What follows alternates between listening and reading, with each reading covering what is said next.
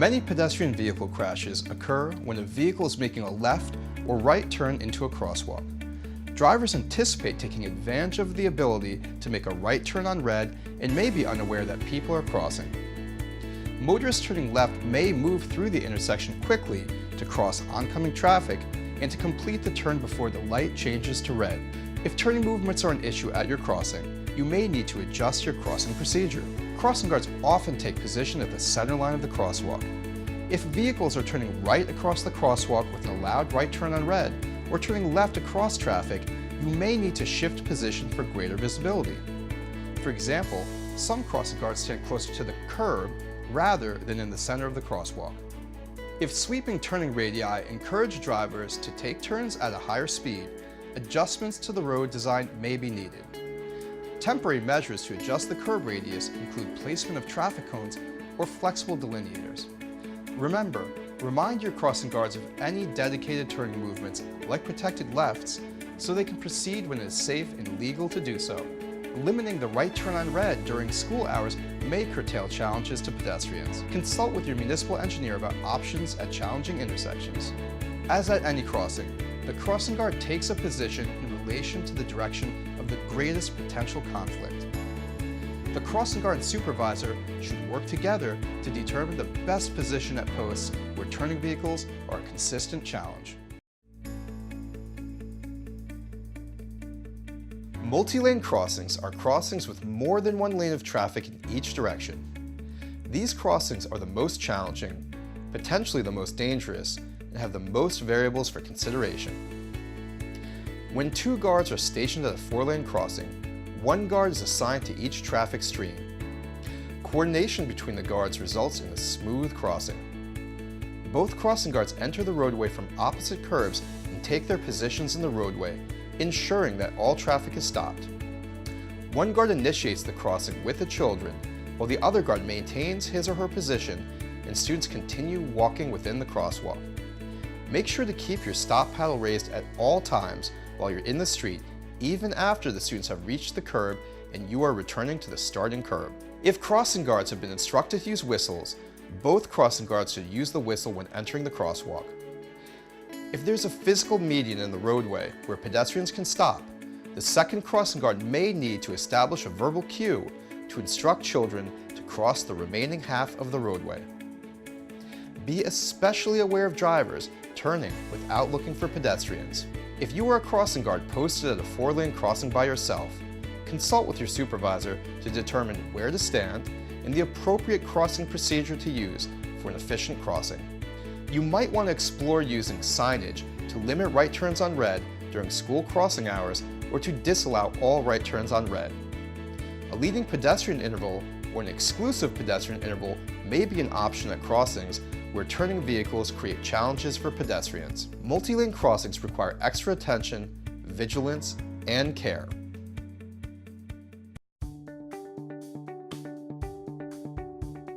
Multi-leg crossings are ones where pedestrians typically need to cross more than one of the intersecting streets at one time to reach their destination.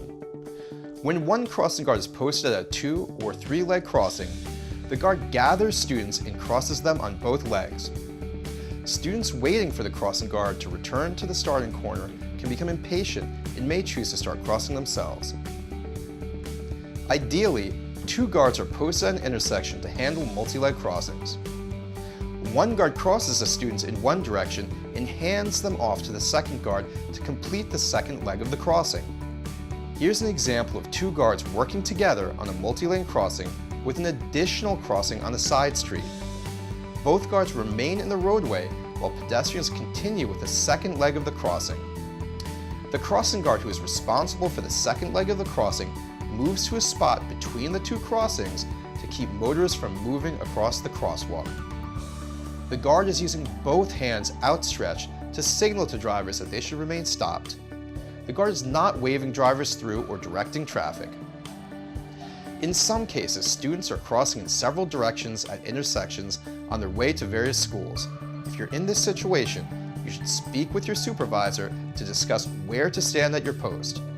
Your supervisor may also be able to train you to handle these particular challenges, or may be able to place another guard at the intersection. It is not recommended that crossing guards place themselves in the center of an intersection to stop all traffic while students cross, unless they have been trained in conducting that specific maneuver safely. Increased staffing may be needed, particularly in locations with high volumes of pedestrian activity.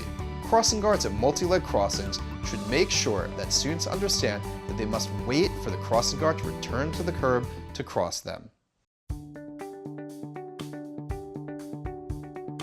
Although signals can be helpful in controlling traffic during a pedestrian crossing, signals can also be confusing. Signal timing may be insufficient to cross volumes of students during peak times. Crossing guards may not know how to use the pedestrian button.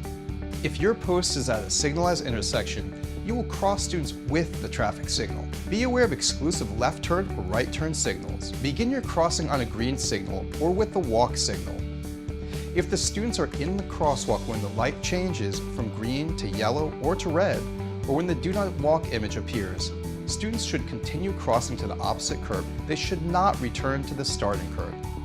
Although you, the crossing guard, should always be the one to activate the walk signal, you should instruct the students on how the signal works so they are able to use it when crossing the street on their own. Pedestrians may doubt that the pedestrian crossing button is effective. In general, once the button has been pushed, a signal has been sent to the signal controller, and on the next signal cycle, the walk light will appear.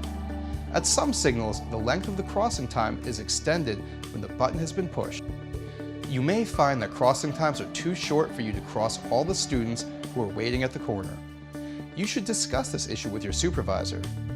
If you know that the pedestrian signal at your corner is not working, you should inform your supervisor immediately. If signal timing is an issue at crossing guard posts in your community, consult with your municipal engineer. Some signal cycles can be adjusted to allow more pedestrian crossing time, to incorporate a pedestrian signal during student crossing times, or to include a leading pedestrian interval or an exclusive pedestrian interval. Signals can be adjusted to allow for increased crossing time, but this change may increase the time between walk signals. There are several options available if signal timing is a problem when crossing pedestrians. Signal whistles may be useful for getting the attention of drivers, but some consideration should be given to how crossing guards will use the whistle to cross children. Many people are driving distracted. The sound of a whistle can alert drivers to pedestrians entering the roadway and in the crosswalk, or to an emergency situation. In some cases, traffic volume is so heavy that the crossing guard uses the signal whistle to emphasize that he or she is creating a gap in traffic by stepping into the crosswalk. Crossing guards and police officers who are experienced with whistle use suggest giving one long whistle when you step off the curb to alert drivers to the fact that people will be walking in the crosswalk. In areas of high traffic volume, crossing guards can blow whistles continuously while entering the street and then stop blowing the whistle when they reach their position in the roadway. In emergency situations, whistles may be helpful to alert all roadway users to be attentive. This usually involves continuous blasts on the whistle to signal drivers to stop. Whistles should not be used to signal children to cross. Use words only to communicate with children, or in difficult conditions, employ some other signal, such as a head nod. Ask your supervisor for direction in whistle use. It is best if all crossing guards in the community use whistles in the same way so that drivers know what to expect. Some crossing guard posts may demand more intense whistle use due to traffic volumes. Whistles should be affixed to a lanyard so that hands are free. A whistle can be an effective signaling device when used intentionally.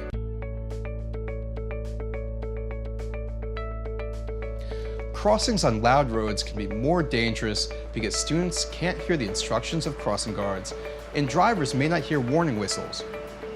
Louder roads tend to be larger, multi-lane roadways. Drivers may not expect to see pedestrians crossing on these roads. If students waiting to cross can't hear your voice, you'll have to ensure that they understand how you will instruct them that it's time to cross. In the beginning of the school year, instruct the children on how you will signal to them and remind them throughout the year.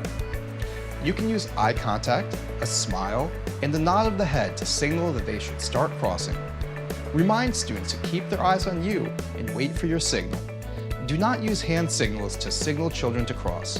Drivers may think that the hand signal is instructing them to move.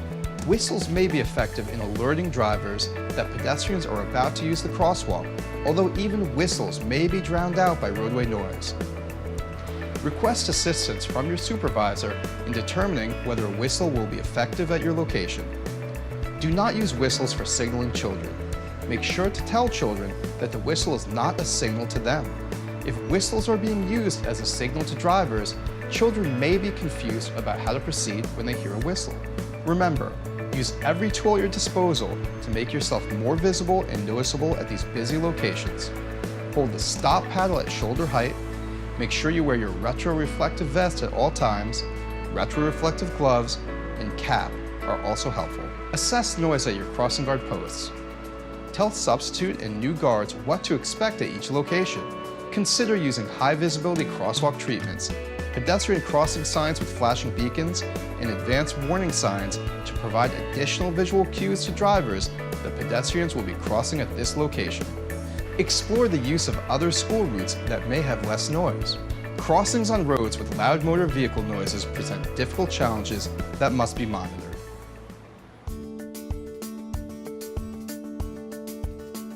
Vehicle speed affects the ability of pedestrians to cross. Finding an appropriate gap in traffic can be difficult. Use your gap assessment skills. Identify the car that you want to stop. You may have to let several pass. Raise your stop paddle and try to make eye contact with the driver, and step from the traffic edge into the lane of travel only if you are sure that the driver will stop for you. You can use your free hand to point at the driver or hold your hand with the palm up to try to get their attention. If you notice the same motorist frequently speeding through the crosswalk or ignoring your stop paddle, you should report that motorist to your supervisor. You should not engage motorists in conversation. If you can, memorize the plate number and write it down when you have a chance. Write on a sticky note on the face of the stop paddle or on a notepad. Forward the information to your supervisor and follow up on the information. Everyone deals with speeding vehicles. The problem of speeding can be approached through engineering, enforcement, and education. Officers can try several strategies. When receiving a report from a crossing guard, officers can follow up by talking one-to-one with the offenders or issuing a summons. In the school zone, police can have a frequent presence during the school year to remind motorists to slow down. If the behavior continues, follow up with warnings and citations. You can conduct a pedestrian safety enforcement exercise. Discuss installing traffic calming or speed reducing measures with your engineer. Refer to the New Jersey School Zone Design Guide for more information. Sun glare is a challenge for both crossing guards and drivers. Just after sunrise and before sunset, the sun is low in the sky and can shine directly into drivers' eyes, leaving many drivers unable to see the street, crossings, and other roadway users clearly. If sun glare is an issue at your crossing, you should remember that when the sun's at your back, you have to assume that drivers can't see you. During times when sun glare is an issue, keep an eye on the direction most impacted by sun glare. If it doesn't seem that a driver sees you, be prepared to delay the crossing or get out of the way of the driver. While drivers might not be able to see you clearly, they may be able to hear you. Using a whistle to alert motorists that you're stepping into the street can help make you more noticeable. To better understand what the driver may be seeing, consider driving through the intersection at the time you'd be at your post. Remember, always wear your retroreflective gear and carry your stop paddle. You need to be as visible and noticeable as possible.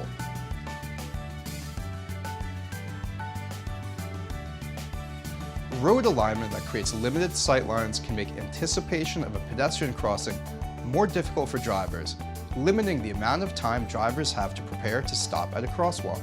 If road geometry can't be changed, the focus should be on improving visibility and noticeability of the crossing and the crossing guard. When roadway alignment provides few visual clues to drivers that they are approaching a crossing guard post, crossing guards must ensure that they are visible and noticeable. Drivers approaching around a curve in the road or nearing the crest of a hill may be unaware of pedestrians crossing. If you are at such a post, make sure to wear your retroreflective vest and hold the stop paddle high. Using a whistle to signal that you are entering or are in the crosswalk may be helpful. Talk to your students and their parents about the crossing procedure and what you expect. You're in charge of your crossing. Remember, you're the first into the roadway and the last out of the roadway when the crossing is complete. High visibility roadway treatments and signage are critical at these locations to alert drivers to the presence of a pedestrian crossing. Consult your municipal engineer and refer to the New Jersey School Zone Design Guide for solutions to challenging crossings. Advanced warning signs and pedestrian-activated flashing beacons at the crosswalk are common ways to address road geometry issues. If speed is an issue on the approach to this crossing, a speed trailer could be used to encourage compliance. Although challenging road alignment usually can't be changed, improving visibility of a school crossing will improve safety. You play an important role in your community by helping children cross the street safely on their way to and from school. Follow the guidance given in your training to improve the safety of community members and yourself. Please feel free to contact staff at the New Jersey Safe Routes to School Resource Center at Rutgers University and visit the Safe Routes to School Crossing Guard website for crossing guard resources or to request technical assistance. This video was funded by the New Jersey Municipal Excess Liability Joint Insurance Fund with additional support from the New Jersey Department of Transportation and the New Jersey Division of Highway Traffic Safety with funding from the Federal Highway Administration.